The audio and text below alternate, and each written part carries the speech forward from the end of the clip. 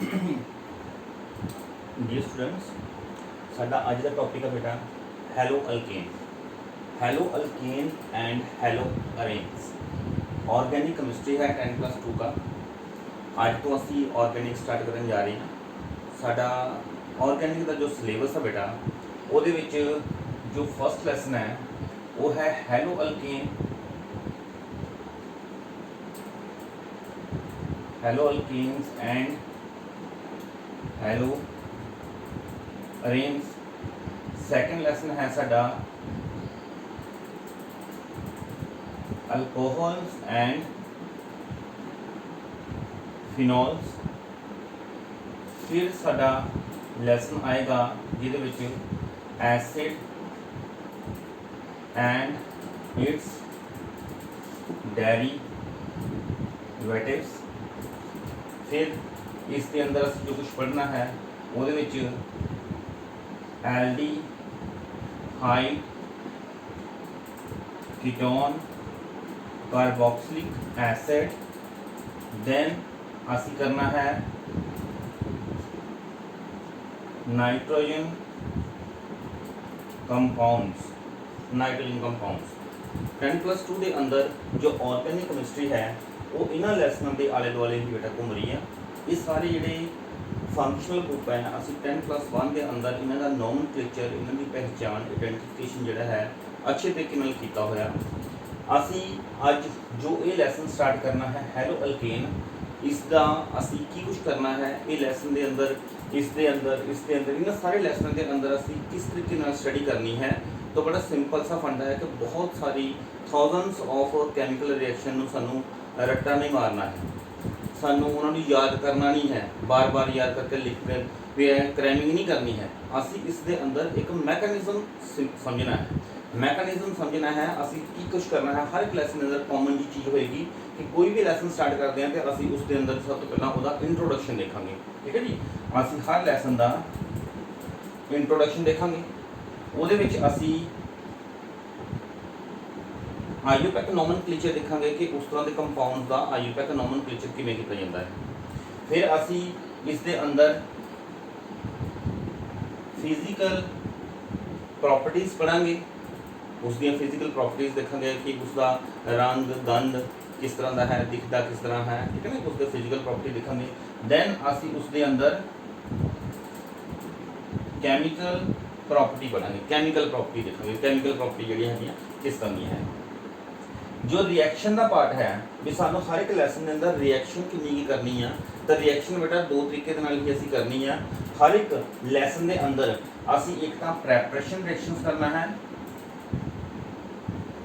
Preparation reaction मान लो कि असी हैलो अल्केन पढ़न जा रहे हैं तो हैलो अल्केन दियाँ 5 कुछ इस तरह दी रिएक्शनस है जिन्हों तो सानू ये पता लगता है कि ये किन्ना विधियां राही कितों जोड़ा है ड्राइव किया जा सकता है, प्राप्त किया जा सकता है, किन्ना कैमिकल विधियां 5 के कैमिकल विधियां राही असी हैलो अल्केन प्राप्त कर सकते। ठीक है, तो असी इहदा प्रैपरेशन के अंदर भी कुछ ज़्यादा रिएक्शन है। देखो 4-5 रिएक्शन होंगी हर एक लैसन के अंदर, मेन जी रिएक्शन होंगी भी असी इन्हों प्रैपरेशन किमें करना है। एक बार असी कोई कंपाउंड बना लिया तो फिर उसनों कैमिकल प्रॉपर्टी के अंदर असी उसनों पढ़ना है कि वो जो प्रोडक्ट साढ़े को आ गया उसकी कैमिकल प्रॉपर्टीज़ किस तरह की है। मतलब ये है कि वो इस कैमिकल कंपाउंड नाल समथिंग दिस कैमिकल दिस कोई 4-5 तरह के कैमिकल कंपाउंड लवांगे, कोई एसिड वाटर, ठीक है ना, तो डिफरेंट तरह के कुछ कंपाउंड लवांगे कि उन्होंने नाल ये कंपाउंड जो बनाया है रिएक्शन करने तो बाद किस तरह के कंपाउंड दिंदा है।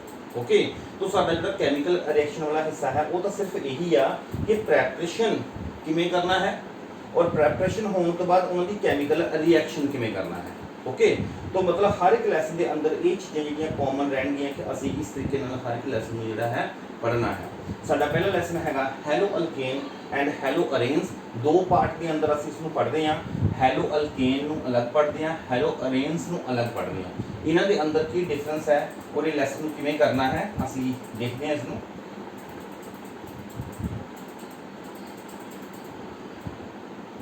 अज के इस लैसन में hello alkane and hello arenes. देखो बेटा जी जिन्ने भी असी इत्थे फंक्शनल ग्रुप लिखे थे वो सारे अल्केन के डेरिवेटिव्स ने। अल्केन के डेरिवेटिव मतलब कि है कि अल्केन का फार्मूला +1 पढ़िया सीगा कि CnH2n +2 कोई भी अल्केन होया करता। अगर असी n का वैल्यू 1 2 3 4 100 on कुछ भी भरते हैं तो अल्केन साडे कोल कोई ना कोई आएगा। जिवें एक वैल्यू भरो तो एक वैल्यू भरन तो बाद साडे कोल आएगा C1H4। अगर n का वैल्यू असी इत्थे n का वैल्यू 1 भरिया सी, n का वैल्यू अगर 2 भरते हैं तो C2H6। अगर n का वैल्यू 3 भरते हैं तो C3H8, ठीक है ना। अगर 4 वैल्यू भरते हैं तो C4H10। इस तरीके नाल अल्केन दे वैल्यू आ जाती है। बट असी अल्केन तो नहीं बनाने, असी तो बनाने हैं हैलो अल्केन। हैलो अल्केन की है कि असी इस अल्केन दे अंदर एक हाइड्रोजन माइनस कर देना है और एक हैलोजन नू जोड़ देना है। एक हैलोजन नू घटावांगे, एक हाइड्रोजन नू घटावांगे तो फार्मूला CnH2n +1 रह जाएगा। कितने +2 सीगा +1, एक हाइड्रोजन घट गया और इस दे नाल जोड़ दिता असी कोई हैलोजन एटम। तो जो इस तरह का साडे कोल कोई कंपाउंड आएगा जिहदे विच हाइड्रोजन एक घट होएगा और एक हैलोजन आ जाएगा तो वो कंपाउंड नू असी हैलो अल्केन कहन लग जाएंगे। जिवें कि एग्जाम्पल फॉर असीं लैने आ कि असीं यही कंपाउंड लिया सीगा, इहदे विचों एक हाइड्रोजन घटाया और एक हैलोजन जोड़ दिता तो इहदे विच होया CH3X। इसे तरीके नाल इहदे अंदर -H कीता और +X कीता और C2H5X। इस दे अंदर देखते हैं -H कीता और +X कीता C3H7X।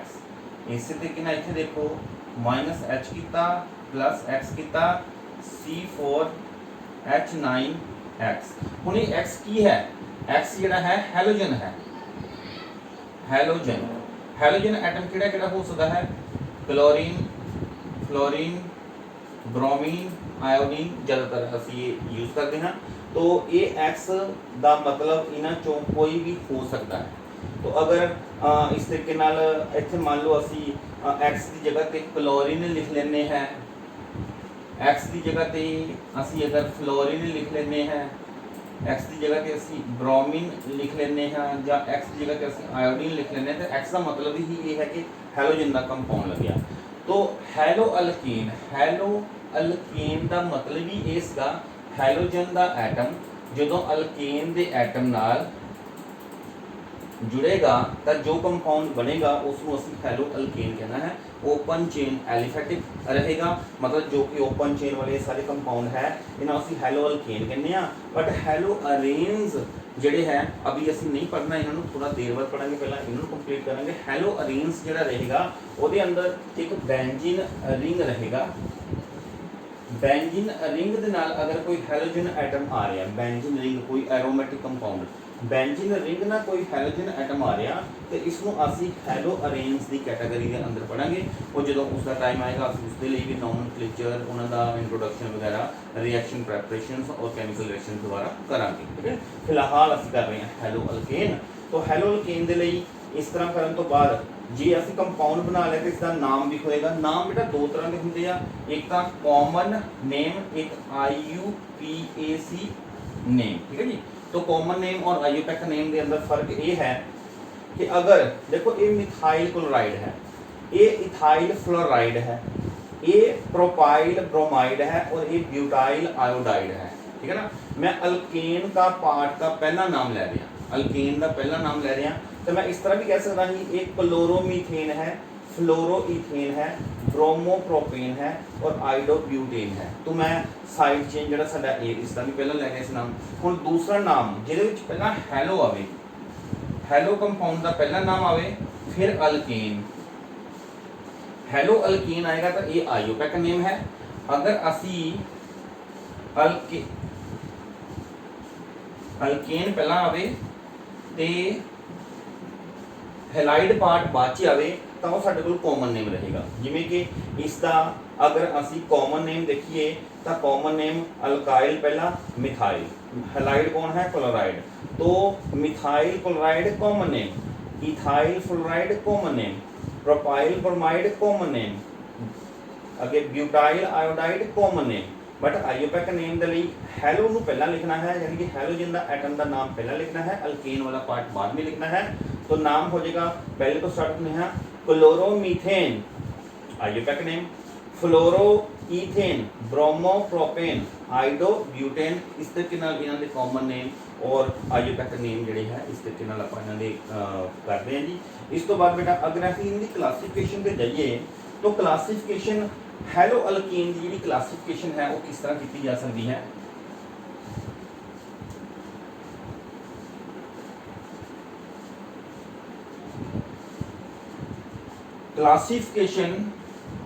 Classification of haloalkane on the basis of number of halogen atom. Number of halogen atom, अगर नंबर ऑफ हेलोजन एटम किसी कंपाउंड के अंदर number of halogen atom very कर रहा है, किसी च एक हेलोजन एटम है, दो हेलोजन एटम है, तीन हेलोजन एटम है, तो उस तरीके अं क्लासीफाई करने लिए असीं बोल देंगे कि मोनोहेलाइड है, डाईहेलाइड है, ट्राईहेलाइड है या टेट्राहेलाइड है। तो classification on the basis of number of halogen atom जिहड़ा है वो मोनो, डाई, ट्राई, टेट्रा के हिसाब नाल कीती जांदी है। फॉर एग्जांपल असीं एक कंपाउंड लिखा C2H5Cl, इनू स्ट्रक्चरली देखा जाए तो स्ट्रक्चर असी C2 इस तरह रहेगा, CH3 दो हाइड्रोजन एटम प्लस एक क्लोरीन, ठीक है ना। तो हेलोजन एटम एक लगा है तो ये मोनोहेलाइड है। अगर असी इसका एक हाइड्रोजन एटम होर रिप्लेस कर दिए तो ये डाईहेलाइड हो गया। अगर असी एक हाइड्रोजन एटम होर रिप्लेस कर दिए हेलोजन के नाल तो ट्राईहेलाइड हो गया। तो मोनो, डाई, ट्राई, टेट्राहेलाइड इस तरीके नाल असीं जरूरी नहीं इस कार्बन दे करने आ, असीं इत्थे भी तीन की जगह दो हाइड्रोजन लगाने आ तो एक हेलोजन लगा देने आ। तो मतलब असीं सो मैनी जो हेलोजन एटम किसी कंपाउंड के अंदर इनवॉल्व करते हैं तो उस तरह की क्लासीफिकेशन जी है नंबर ऑफ हेलोजन एटम के बेस होंगी है, जिसनों असीं mono, di, tri, tetra halogen atom के बेस पर जी क्लासीफाई कर सकते हैं। इस तरीके इन्हों का नॉमनक्लेचर आएगा कि ये सीगा कॉमन या नेम असीं अगर लेने तो एक कॉमन नेम एक हाइड्रोजन, तिने हाइड्रोजन रिप्लेस करते तो ट्राईहेलाइड है, ठीक है ना। तो ट्राईहेलाइड है, ट्राईक्लोरो इथेन, ट्राईक्लोरो इथेन।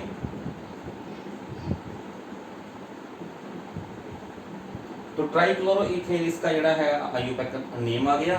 तो इस तरीके नाल बेटा कि मोनो, डाई, ट्राई, टेट्रा के हिसाब नाल क्लासीफिकेशन असीं कर दांगे। अगर क्लासीफिकेशन असीं करनी है, क्लासीफिकेशन असीं दूसरे तरीके नाल भी कर सकते हैं कि ये on the basis of degree of carbon atom, on the basis of degree of carbon atom के लिए सानूं पहला सीखना पेगा कि ये डिग्री ऑफ कार्बन एटम की है। डिग्री ऑफ कार्बन क्या है? डिग्री ऑफ कार्बन के असीं ये देखते हैं कि जिहड़ा ये हैलोजन एटम है, हैलोजन एटम जिस कार्बन नाल जुड़िया है वो कार्बन एटम अगे किन्ने कार्बन नाल जुड़िया है। फॉर एग्जांपल असीं कोई कंपाउंड लिख रहे हैं, उहदे विच मैं इस जगह ते हैलोजन एटम लिखता। हुण ये हैलोजन एटम जिस कार्बन नाल जुड़िया है अगे ये दो कार्बन दे नाल जुड़िया है, तो मतलब ये सेकेंडरी हैलो अल्केन हो गया। तो इस तरीके नाल असी कोई होर कंपाउंड बनाने एक हैलोजन एटम जिस कार्बन एटम नाल जुड़िया वो अगे देखो जी ये अगे तीन कार्बन एटम नाल जुड़िया है। हैलोजन एटम जिस कार्बन एटम नाल वो हैलोजन एटम देखना जिस कार्बन नाल जुड़िया है वो कार्बन एटम अगे किन्ने कार्बन नाल जुड़ी है, तो तीन कार्बन नाल जुड़ी है। तो ये टर्शरी हैलाइड है, टर्शरी हैलो अल्केन इसका नाम होएगा, टर्शरी हैलो अल्केन, ठीक है ना। तो मैं प्राइमरी हैलो अल्केन भी बना सकती हाँ। अगर इस जगह के उत्ते कोई हैलोजन है, इस जगह पे हैलोजन है तो ये हैलोजन एटम जिस कार्बन नाल जुड़िया वो कार्बन एटम अगे सिर्फ एक कार्बन नाल जुड़ी है, ठीक है ना। तो ये जड़ा है इत्थे प्राइमरी हैलो अल्केन है, प्राइमरी हैलो। तो primary hello alkane, secondary hello alkane, tertiary hello alkane जो डिग्री है, डिग्री फाइंड करना जो बेटा सानू बहुत चंगे तरीके नाल आना चाहिए। इस तरीके का ही नॉमनक्लेचर भी करना है आगे जाके। तो आप एक छोटा सा टेस्ट बनाने हैं। तो मान लो इत्थे लिखिया, तो एक इत्थे क्लोरीन लिखिया, एक इत्थे क्लोरीन लिखिया, तो मतलब ਅਸੀਂ हर एक की डिग्री फाइंड करने हैं, डिग्री फाइंड करके देखते हैं। एक इतने क्लोरीन लिख लेने हैं। तो ये वाला देखो कार्बन एटम है, ये हैलोजन एटम जिस कार्बन एटम के नाल जुड़िया वो अगे एक ते दो कार्बन एटम नाल जुड़िया, तो ये वाला जिहड़ा है सैकेंडरी हैलोअल्केन है। अगर ये कार्बन एटम देखिए, ये हैलोजन एटम जिहड़ा आ जिस कार्बन एटम नाल जुड़िया वो अगे सिर्फ एक कार्बन नाल जुड़िया है, वो अगे सिर्फ अगे ये तो अगे दो नाल जुड़िया है, पर असी ये देखना कि वो कार्बन एटम जिहड़ा डायरैक्टली हैलोजन नाल जुड़िया होया वो कितने कार्बन नाल जुड़िया, तो एक कार्बन नाल जुड़िया, तो ये प्राइमरी हैलोअल्केन है, प्राइमरी हैलोअल्केन, सेकेंडरी हैलोअल्केन।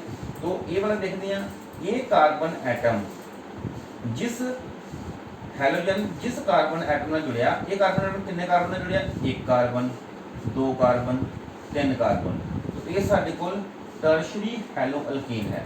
और ये इसनूं देखते हैं, ये कार्बन जिस कार्बन एटम नाल ये हैलोजन जुड़िया ये अगे सिर्फ इको कार्बन नाल जुड़िया पिया, तो ये साडे कोल प्राइमरी हैलोअल्केन है। तो डिग्री फाइंड करना जिहड़ा है सानूं आना चाहिए। एनसीईआरटी के पिछे कुछ डिग्री के क्वेश्चन है बेटा, तुसीं उसनूं करो, देखो, पहचानो। दैन इसके अंदर है हाइब्रिडाइजेशन ऑफ कार्बन इन हैलोअल्केन। हैलोअल्केन के अंदर हाइब्रिडाइजेशन, तो हाइब्रिडाइजेशन के लिए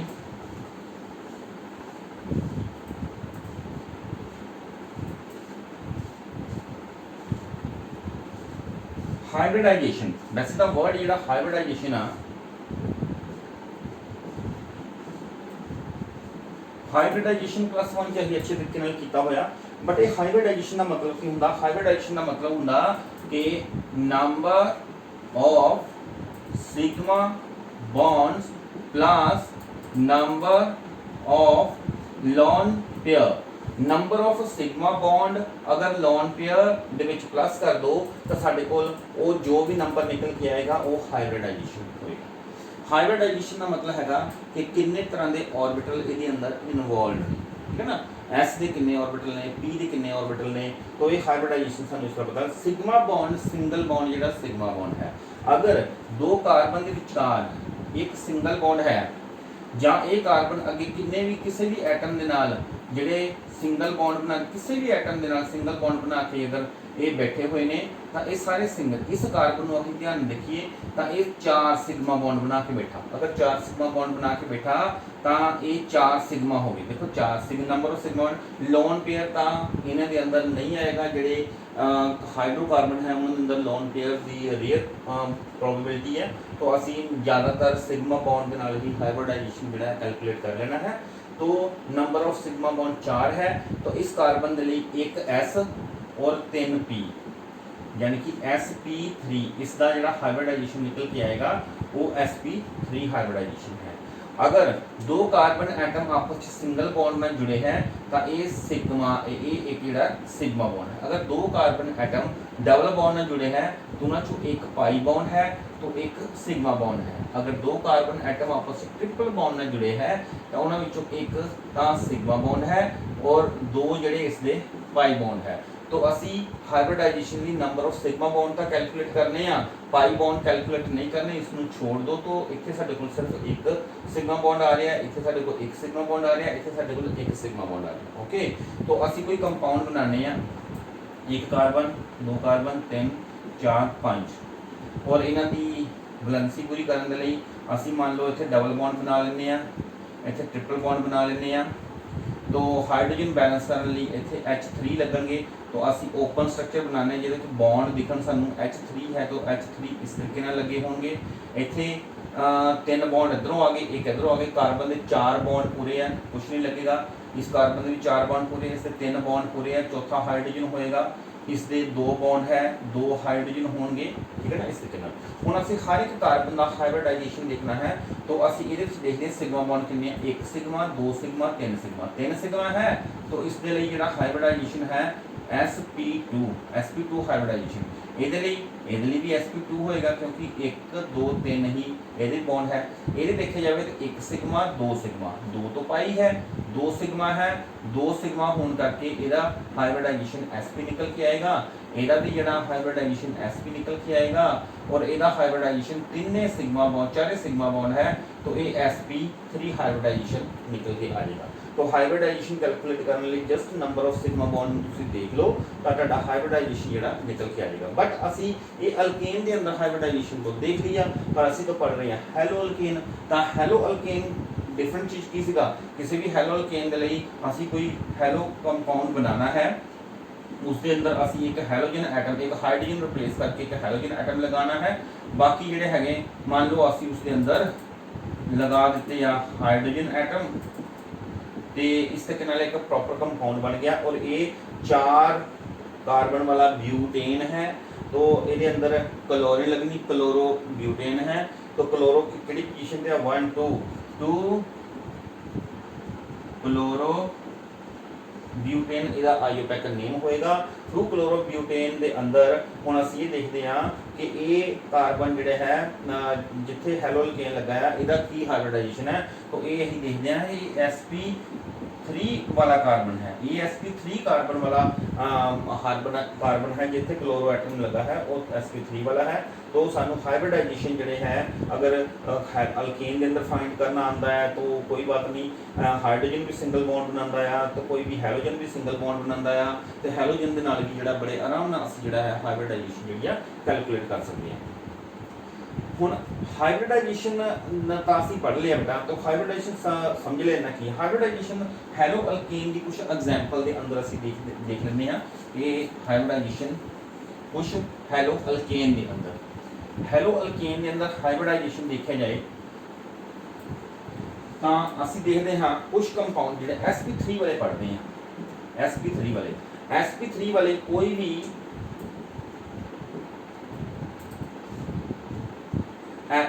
एलिफैटिक सारे जिन्ने भी एलिफैटिक हैलो अल्केन होंगे, एलिफैटिक का मतलब है ओपन चेन हाइड्रोकार्बन, जो उन्होंने रिंग नहीं बनाया गया। Aliphatic hydrocarbon open chain hydrocarbon hello alkane open chain hello alkane जिहड़े हैगे आ वो सारे दे सारे sp3 होया करदे आ। ओपन चेन किवें कि कोई भी फार्मूला इत्थे बना लैंदे आ, तो ये ओपन चेन है, इन्हां दे साइड वाले कार्बन आपस में नहीं जुड़े हुए, इस करके ओपन चेन है। अगर इन्हां दे विच किसी एक जगह पे कोई भी हैलोजन एटम लगा है, एक नालों अगर वध भी लगा है तो कोई गल नहीं, ये जिहड़े सारे open chain aliphatic hydrocarbon hello alkane है। तो एलिफैटिक सारे सारे के सारे ऑल एलिफैटिक जिहड़े हैलो अल्केन हुंदे आ वो sp3 हाइब्रिडाइज्ड ही हुंदे हैं। एलिफैटिक तो बाद सारे के सारे अलाइल हलाइड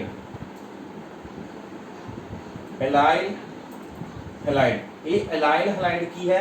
अलाइल पोजीशन वो है कि 2 कार्बन दे विच डबल बॉन्ड है, इन्हां दे नाल जुड़िया होया जिहड़ा कार्बन है उस दे नाल अगर कोई हैलोजन जुड़िया है तो ये पोजीशन इस हैलोजन वास्ते ये पोजीशन जिहड़ी है ये एलाइल पोजीशन है। एलाइल पोजीशन के लिए देखा जाए तो इसके लिए जो ये हैलोजन एटम जिस कार्बन नाल जुड़िया है ਇਹਦੇ ਵਿੱਚ हाइब्रिडाइजेशन देखा जाए तो ये भी हाइब्रिडाइजेशन 2 हाइड्रोजन लगने से तो ये sp3 ही निकल के आएगा। तो जिन्ने भी सारे आल एलिफैटिक और आल अलाइल हलाइड जिहड़े होंगे वो सारे sp3 हाइब्रिडाइज्ड वाले जिहड़े हैलो अल्केन होंगे।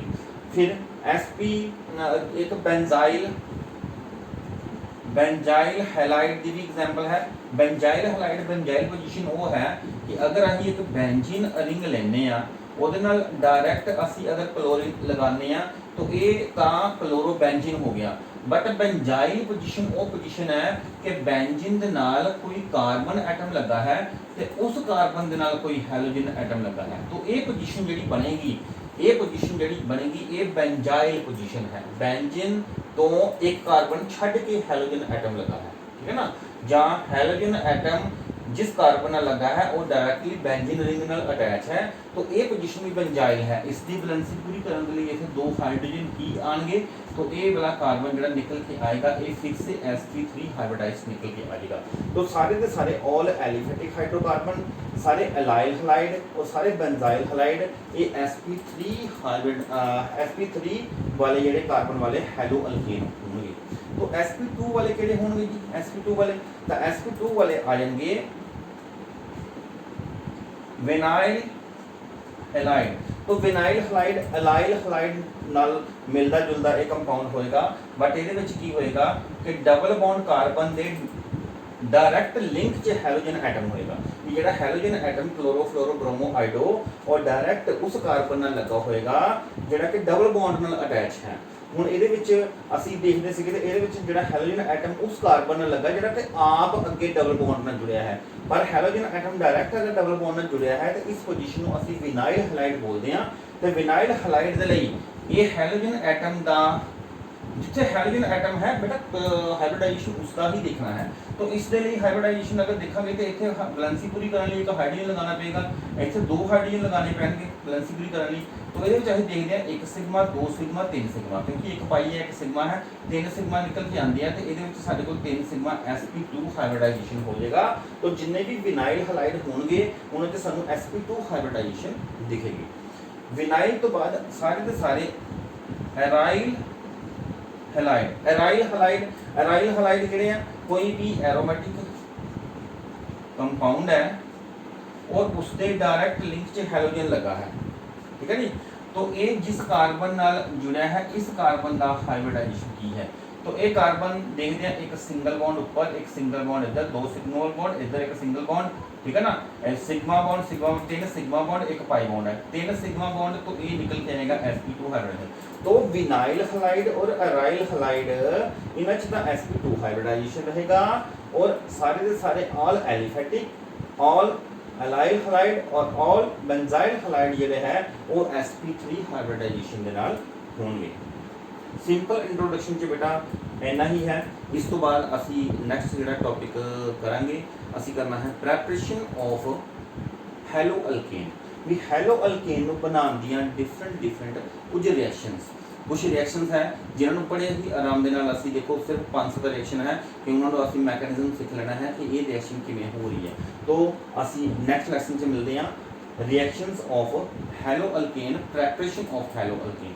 Okay, thank you.